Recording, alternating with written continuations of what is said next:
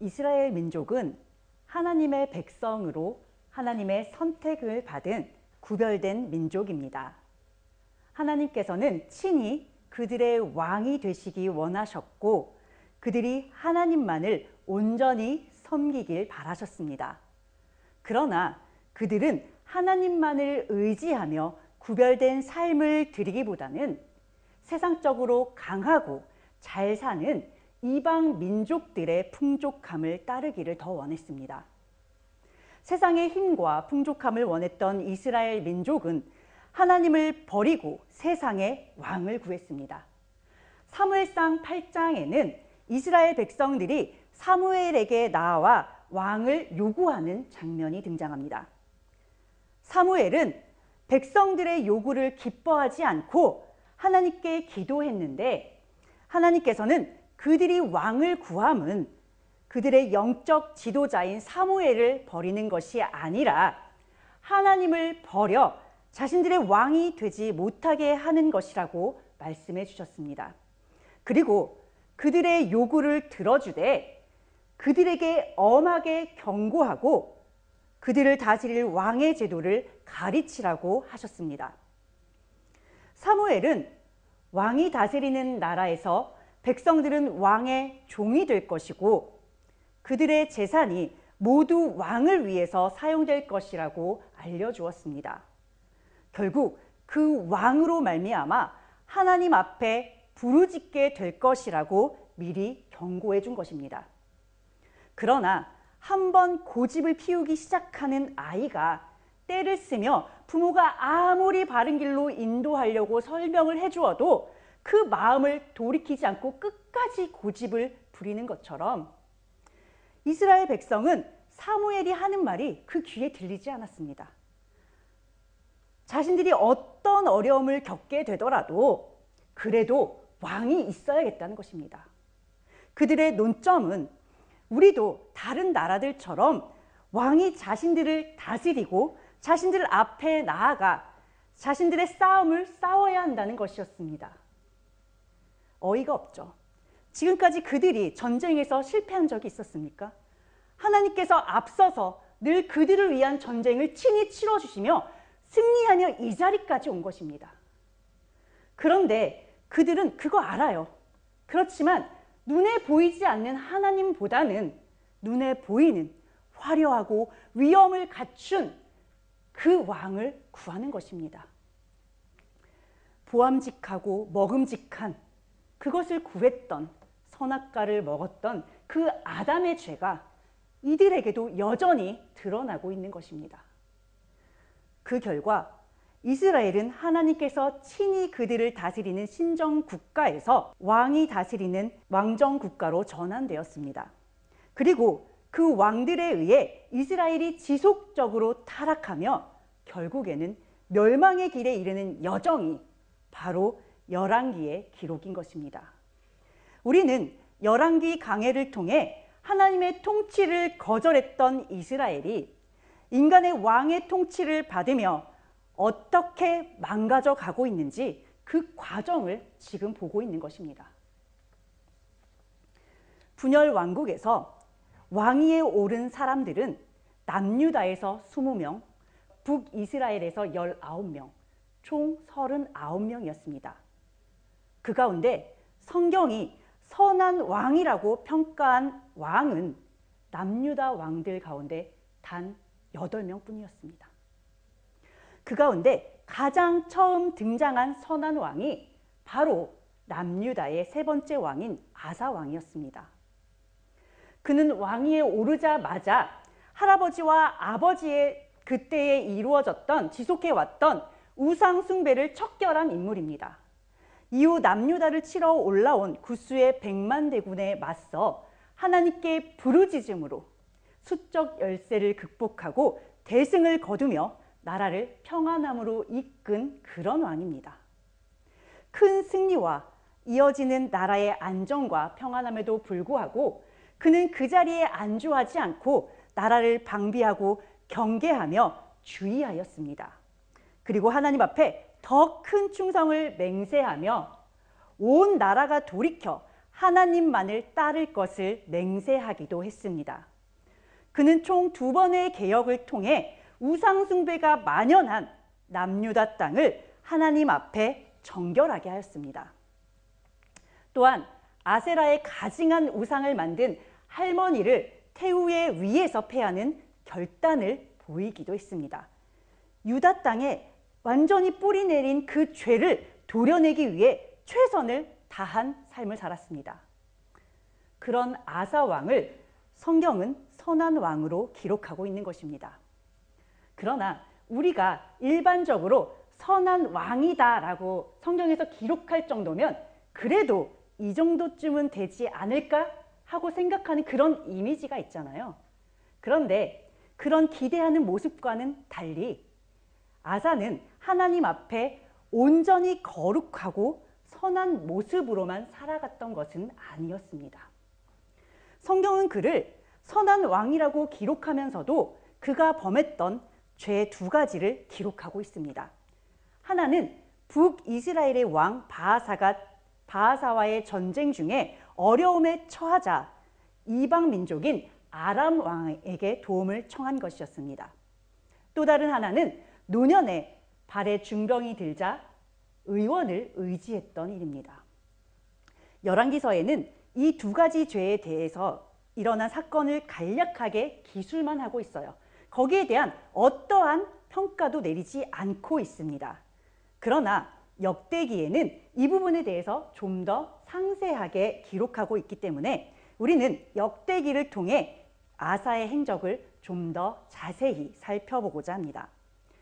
역대하 16장 9절 여호와의 눈은 온 땅을 두루 감찰하사 진심으로 자기에게 향하는 자들을 위하여 능력을 베푸시나니 이 일은 왕이 왕령 때에 행하였은즉 그 이후부터는 왕에게 전쟁이 있으리이다 하매 굿수의 100만 대군에 맞서 하나님께 부르짖음으로 큰 승리를 거두고 물질적인 축복과 나라의 평안을 맞이하였던 아사를 우리는 기억하고 있습니다.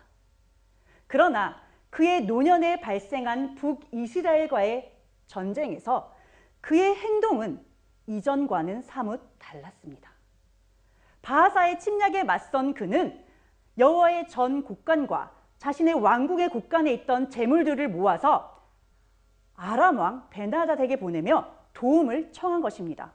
아람 왕 베나닷에게 재물을 바치고 그의 도움을 받아 바하사를 물리친 아사는 북이스라엘 군대가 퇴각하며 두고 갔던 그 건축 자재들로 북이스라엘과의 경계에 있던 미스바와 게바성을 건축하며 그 성들을 정비하였습니다.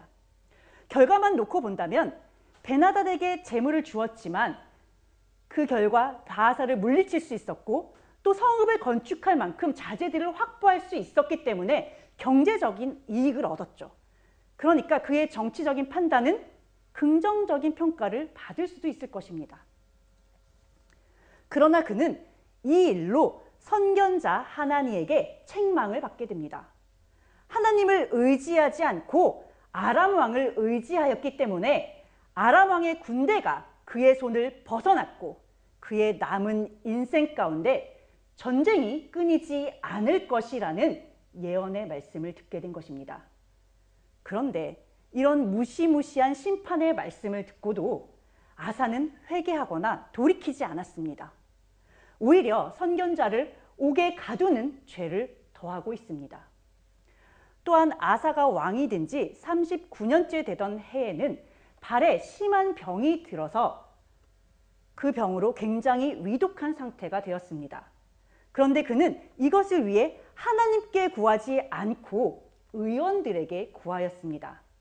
단순히 의원들에게 의지했다라고 기록하고 있는 열왕기의 기록과는 달리 역대기에는 하나님께 구하지 않았다라는 말을 함께 기록하고 있습니다. 아람 왕 베나닷에게 도움을 청한 것과 마찬가지로 이 역시도 하나님을 의지하지 않은 그의 불신앙을 드러내고 있는 것입니다. 이처럼 아사는 그의 말년에 하나님 앞에 온전히 충성하지 못했고 하나님만을 온전히 의지하지 못하는 연약한 모습을 드러냈습니다. 그럼에도 불구하고 아사에 대한 성경의 평가는 그 마음이 일평생 온전하였다라는 것이었습니다. 그리고 지금도 그는 여전히 사람들에게 선한 왕으로 기억되고 있습니다. 자, 남유다 왕국에 총 20명의 왕이 있었습니다. 그리고 그 가운데 선한 왕은 절반도 채 되지 않는 8명에 불과했는데 하나님을 온전히 의지하지도 않았던 이런 아사가 그 가운데 한 명이라는 것을 보면서 뭔가 이상하다는 생각이 들지 않으셨습니까? 도대체 선한 왕과 악한 왕의 기준이 무엇이길래 이런 일이 일어나는 것일까? 다소 혼란스러우셨을 수도 있을 것입니다. 정답부터 말씀드릴게요. 선한 왕과 악한 왕의 기준은 바로 하나님이십니다. 우리는 우리가 가지고 있는 이 작은 이성의 잣대를 가지고 합리적인 것들과 논리적인 것들에 대해서 이야기를 합니다. 하지만 우리의 판단과 상관없이 하나님이 악하다라고 하시면 그것은 악한 것입니다. 하나님이 선하다라고 하시면 그것은 선한 것입니다. 그러니까 성경을 보시면서 내 기준에서 이건 이해가 안 되는데 이 부분은 납득이 되지 않아. 그러면서 그 말씀을 버리시는 것이 아니라 내 생각과는 다르지만 하나님께서는 이것은 악하다고 하셨네? 그럼 왜 그럴까? 이건 선하다고 하셨네? 도저히 납득이 되지 않지만 하나님께서 선하다고 하셨으면 이것은 선한 것이야. 그러니까 그것을 선하다고 놓고 자꾸 내 마음을 거기에 맞춰서 돌이켜야 하는 것입니다.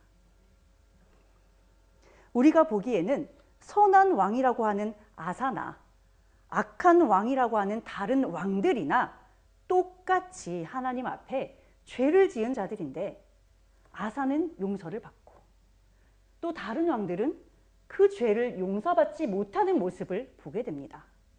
이것을 보면 하나님께 절대 용서받을 수 없는 죄가 있는 반면 돌이킬 기회를 얻을 수도 있는 그런 죄가 있다는 것을 알 수 있습니다.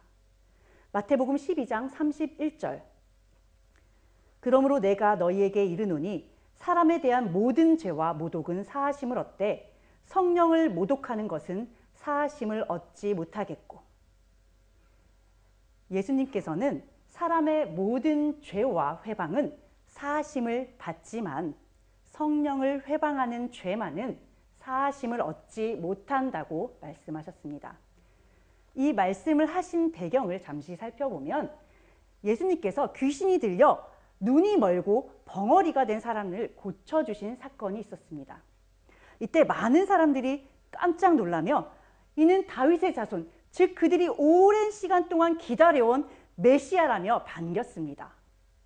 그러자 바리새인들은 예수님이 기적을 행하신 근거는 사탄의 힘을 빌렸기에 가능한 것이라 그렇게 말하면서 예수님께서 베푸신 그 기적의 능력을 폄하하였습니다.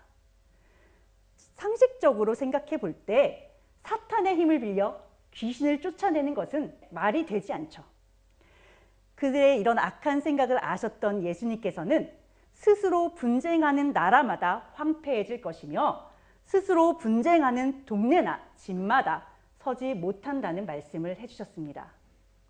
논리적으로도 앞뒤가 맞지 않는 억지를 부리는 그들의 어리석음과 악함을 책망하신 것입니다. 여러분, 바리새인들이 어떤 사람들입니까? 당대 최고의 율법학자들이에요. 신앙적으로나 사회적으로나 인정받는 그런 사람들입니다.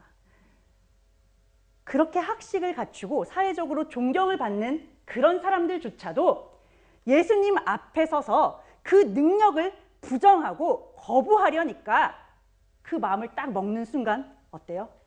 이런 말도 안 되는 비상식적인 논리로 맞서는 것입니다. 진리를 그저 진리로 받아들이면 아무 말이 필요 없습니다. 그냥 단순하게 받아들이면 돼요. 그런데 이것을 거부해야지 딱 마음을 먹으니까 어때요? 거기엔 너무 많은 설명들이 필요한 것입니다. 때로는 억지도 부리게 되는 거예요. 지금 이들은 예수님을 인정하고 싶지 않은 마음을 정해놓고 예수님을 상대하다 보니 그저 반대를 위한 반대를 하며 예수님을 대적하고 있는 것입니다.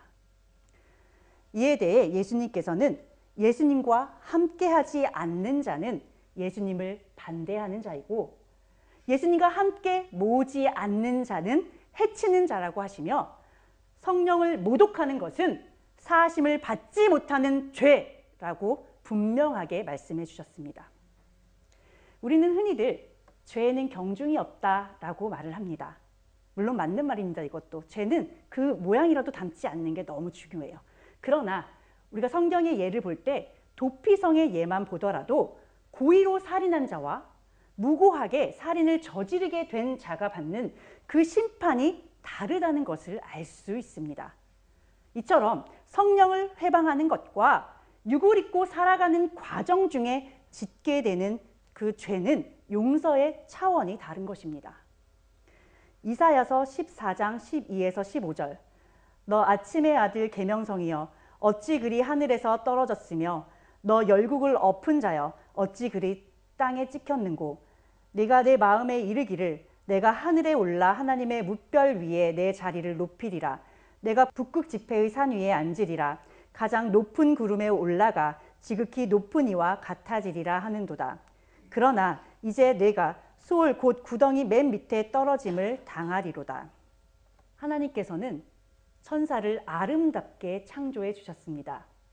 그런데 천사가 가만히 하나님을 보니까 늘 사랑으로 충만하시고 영광 가운데 인자한 모습으로만 계신다는 거예요. 그런 모습을 보니까 저 정도는 나도 할 수 있을 것 같은데? 이런 교만한 마음이 그에게 파고든 것입니다. 하나님이 자비하시고 노하기를 더디하시니까 오히려 하나님을 두려워하지 않고 하찮게 여긴 것입니다. 예전에 제가 일했던 곳에서 가끔씩 자문회의라는 것을 했습니다. 그 분야에 저명한 교수님이나 전문가분들을 모시고 그간 해결하지 못했던 그런 문제들에 대한 의견들을 구하는 자리입니다. 자문회의를 마치고 나오는데 직원 하나가 저도 교수나 할 걸 그랬어요. 이렇게 이야기를 하는 거예요. 그 교수님이 몇 마디 하고는 한 시간에 몇십만 원이라는 큰 돈을 가져가는 모습을 보며 어이없다는 것이죠. 그런데 그런 말을 하는 그 직원의 얼굴을 보는 제 마음이 더 어이가 없었습니다. 그 전문가가 그 자리에 올라가기까지 남들보다 더 많이 노력했던 그 시간은 보지 않고 자신의 눈에 보이는 그 짧은 순간의 그 모습만 가지고 함부로 말하는 것이죠. 그러나 그런 말을 하는 그가 올라가는 것이 아니라 오히려 그런 말은 그의 어리석음을 드러낼 뿐입니다. 그 전문가가 그 자리에 서기까지 노력하며 성취를 이루었던 그 시간에 대한 존경하는 마음이 있었다면 그렇게 함부로 할 수 없는 말입니다. 이와 마찬가지로 타락한 천사가 자신이 지극히 높은 이와 같아지겠다라고 하는 그 말 자체로 그가 얼마나 하나님을 경외하지 않고 있는지를 알 수 있습니다. 전능하신 창조주 앞에 그런 생각을 하는 그 자체가 이미 돌이킬 수 없는 죄를 짓는 것입니다. 이런 사람 중에 가장 대표적인 인물이 바로 예수님의 제자였으나 예수님을 은 30에 팔았던 가룟 유다입니다. 그는 재정을 맡아 일하고 있었는데 예수님의 제자들의 무리 중에 세리인 마태가 있었음에도 불구하고 그가 재정을 맡은 것을 보면 그가 상당히 유능한 사람이라는 것을 알 수 있습니다. 또한 예수님께서 그에게 이토록 중요한 일을 맡기신 것을 보면 처음부터 그가 악한 마음을 품었던 것은 아니라는 것도 알 수 있습니다.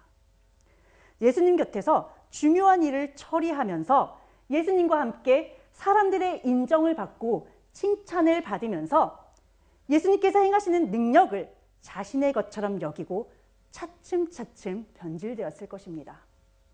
요한복음 12장 6절에는 재정을 맡았던 그가 성도들의 헌금을 훔쳤다고 기록하고 있습니다. 어느 날 갑자기 예수님을 팔아 넘기는 그런 악한 마음이 생기는 것이 아닙니다. 자신을 파고든 교만과 별것 아니라고 치부했던 그 작은 죄들을 반복하면서 화인 맞은 심령으로 마음이 굳어지는 것입니다. 그리고 바로 그 굳어진 마음을 사탄은 절대 놓치지 않습니다. 아주 사탄이 이용하기 좋은 도구가 되는 것입니다. 가룟 유다라고 해서 처음 예수님을 만났던 그 감격이 없었을까요? 말씀을 통해 일어나는 많은 기적을 예수님 곁에서 하나하나 지켜보며 그도 나도 예수님 곁에서 끝까지 헌신해야겠다라는 그런 다짐과 결단을 하지 않았을까요? 어떤 일이 있어도 절대로 예수님을 떠나거나 배신하지 않을 것이라 다짐하고 또 다짐했을 것입니다. 그 역시도 다른 제자들과 마찬가지로 받은 말씀을 전하며 영원히 죽을 영혼들을 살리는 기쁨을 누리는 시간도 있었을 것입니다. 그러나 어느 순간부터 성도들의 헌금이 눈에 들어오기 시작했고 죄책감이 들었음에도 불구하고 헌금을 조금 사용하게 되었습니다. 이내 성도들의 헌금을 조금씩 사용하는 재미를 느끼게 되면서 처음 느꼈던 일말의 죄책감조차 사라졌을 것입니다. 자신이 지금 사탄의 공격의 대상이 되었다는 것도 알지 못한 채 그는 큰 능력을 가지고도 그저 말씀만을 전하시는 예수님이 한심하고 답답해 보였을 것입니다. 별것 아니라고 생각했던 작은 죄가 반복되자 그 죄된 마음이 계속 자라나서 은 30에 예수님을 팔아넘기는 죄까지 가게 된 것입니다. 바늘끝만한 죄도 허용하지 않기 위해 자꾸 자신을 죄의 자리에서 돌이키고 또 돌이켜야 하는 이유가 바로 여기에 있는 것입니다. 반복되는 죄는 그 시작이 작고 미약할지라도 그것이 반복되면 고의적인 죄가 되기 때문에 그렇습니다. 결국 그는 예수님을 팔아넘기기 위해 대제사장들과 모의하며 예수님을 넘겨줄 계획을 세울 정도로 담대하게 죄를 짓는 자리까지 나아가고 말았습니다. 마지막에 예수님을 대할 때 그의 행동을 기억하십니까? 예수님께서 나와 함께 그릇에 손을 넣는 자가 나를 팔 거야 라고 말씀을 하시는데 그는 너무나도 뻔뻔하게 예수님의 눈을 쳐다보면서 라삐요, 나는 아니지요. 이렇게 반문하는 간교함과 뻔뻔함에 이르렀습니다. 예수님 곁에서 그토록 많은 기적들을 경험했음에도 불구하고 죄로 뒤덮여버린 그 마음은 설마 예수님이 내 계획을 알겠어? 2단계까지 가는 것입니다. 우리는 육을 입고 살아가기 때문에 얼마든지 죄를 지을 수 있는 존재들입니다. 그러나 여러분들께서 하나님을 한 번이라도 사랑한 적이 있으시고 여러분 안에 말씀이 있으시다면 은혜를 받으신 적이 있으시거든 그리고 무엇보다 천국에 가고 싶으시거든 절대로 사단이 이끄는 그 끝까지 가지 않길 바랍니다. 왜냐하면 인간적으로는 이해받을 수 있고 인간적인 용서는 받을 수 있다 하더라도 처음과 같은 상태로 회복하여 주님의 일을 지속할 수는 없기 때문입니다. 얼마 전 전기 자동차 배터리 문제로 화재가 발생했던 사건을 기억하실 것입니다. 불에 전소된 차는 다른 사고로 망가진 차들과는 달리 부품을 고쳐서 쓸 수가 없습니다. 그렇지만 우리는 불에 다 타버린 그 차도 형체를 알 수 없는 그 차도 우리는 여전히 자동차라고 부릅니다. 비록 사고를 당하기 이전의 모습으로 고칠 수는 없지만 불에 타서 모두 없어지지만 않는다면 타이어라든지 일부 부품들을 다시 사용할 수도 있습니다. 하나님께서 용납하시는 죄와 용납하실 수 없는 죄의 차이가 바로 이것입니다. 아사 왕이 말년에 하나님을 의지하지 않고 인간적인 방법으로 해결했던 일들을 잘했다라고 옹호하고자 하는 것이 아닙니다. 그러나 그것들은 인간적인 연약함에서 지을 수 있는 그런 죄의 수준이라는 말씀을 드리는 것입니다. 만약 인간적인 두려움으로 인해 죄를 짓는 것을 다 용서받지 못할 죄로 지옥에 가야 한다면 이 세상에는 천국에 들어갈 사람이 단 한 명도 없을 것입니다. 가룟 유다와는 달리 베드로는 예수님을 3번이나 부인하는 죄를 저질렀습니다. 하지만 그는 용서를 받았고 회복하였으며 순교의 자리까지 나아가는 큰 일꾼으로 성장하였습니다. 그는 예수님께서 잡히시던 날 밤에 예수님이 걱정되어 대제사장의 집 뜰까지 따라 들어갔습니다. 그는 예수님께서 닭이 울기 전에 네가 나를 3번 부인할 거야 라고 말씀하셨을 때만 하더라도 그런 일은 없다고, 다른 사람은 몰라도 저는 끝까지 예수님과 함께 죽으면 죽었지 절대로 그렇게 하지 않을 것이라고 호언장담을 하였습니다. 그러나 막상 사람들이 그에게 너도 예수와 함께 있던 자였다 라고 추궁을 하자 끝내 인간적인 두려움을 극복하지 못하였습니다. 예수님이 말씀해 주셨던 그대로 그는 예수님을 3번 부인하였고 닭이 우는 소리를 들으며 그 자리에서 스스로 무너지고 말았습니다. 물론 굳센 믿음을 가지고 예수님을 끝까지 인정하는 것이 맞습니다.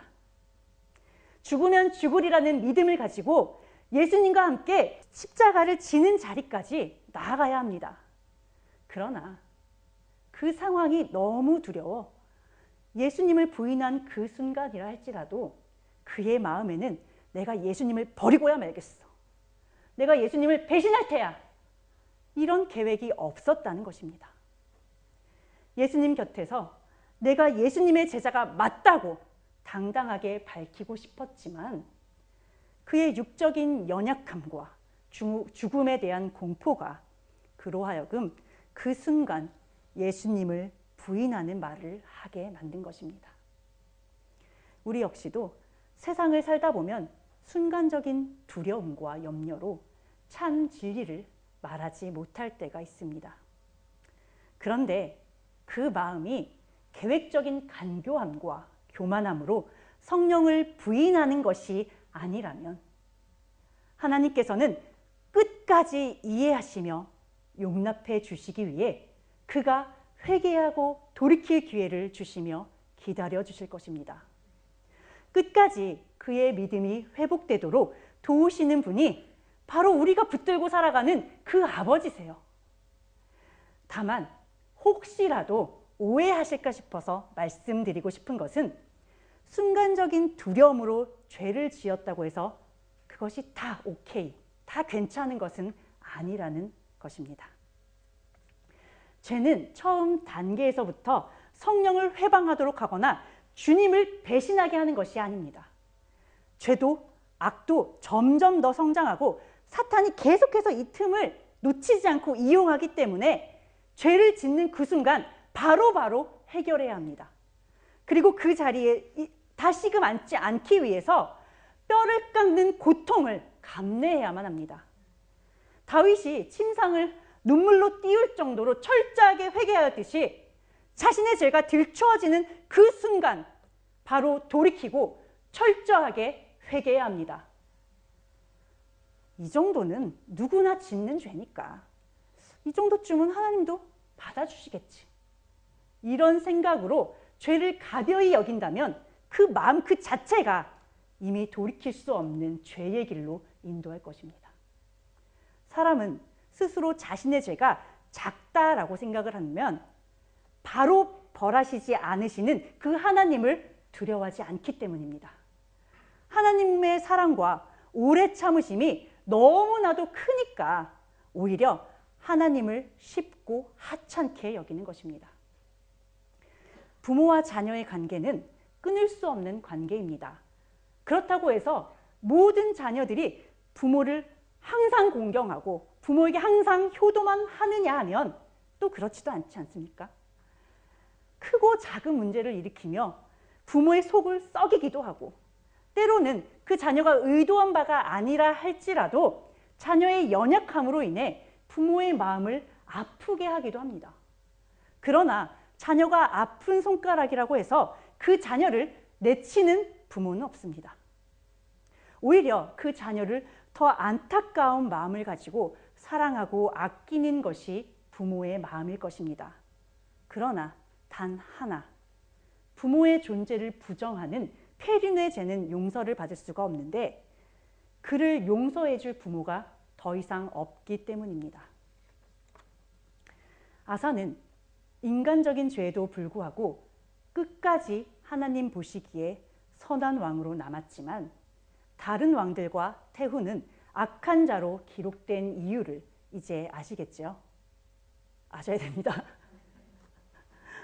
우상숭배는 부모를 살인하는 폐륜과 같이 사랑을 주신 하나님을 부정하는 행위로 결코 회복할 수 없고 용서받을 수 없는 죄입니다. 살아가며 조금 잘못할 수 있습니다. 이 길이 바른 길인데 그 바른 지름길을 벗어나서 조금 돌아갈 때도 있습니다.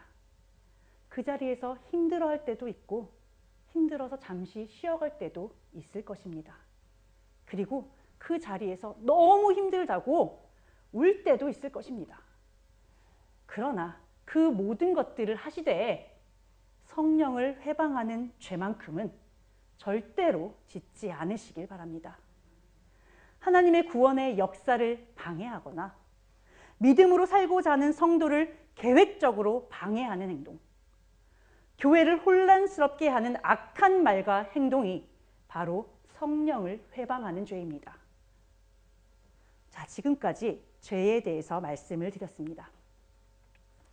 여러분은 하나님의 사랑과 은혜가 너무 커서 은혜를 은혜로 보지 못하는 어리석음을 내가 범하고 있지는 않은지 한번 돌아보시기를 바랍니다. 은혜를 두려움으로 누리는 겸손함을 보여드린다면 하나님께서는 남은 우리의 인생길 위에 모든 것들을 회복할 수 있는 축복을 더해 줄 것입니다. 부디 하나님 앞에 겸손하시고 하나님만을 경외하는 마음으로 최선을 다하셔서 죄의 자리에 앉지 마시고 말과 행동을 조심하시는 삶을 사시기 바랍니다. 하나님께 많은 은혜를 받으시고 그 받은 은혜에 대한 감사함을 마음껏 표현하시며 하나님을 사랑한다고 많이 고백하시는 여러분과 제가 되기를 간절히 소망합니다. 마치겠습니다. 사랑과 은혜가 충만하신 하나님 아버지, 사탄은 끊임없이 저희들의 연약함을 공격합니다. 그런 어리석고 죄된 모습으로 하나님 앞에 설 수 없다고, 하나님은 그런 너를 품어주시지 않을 것이라고 속삭입니다.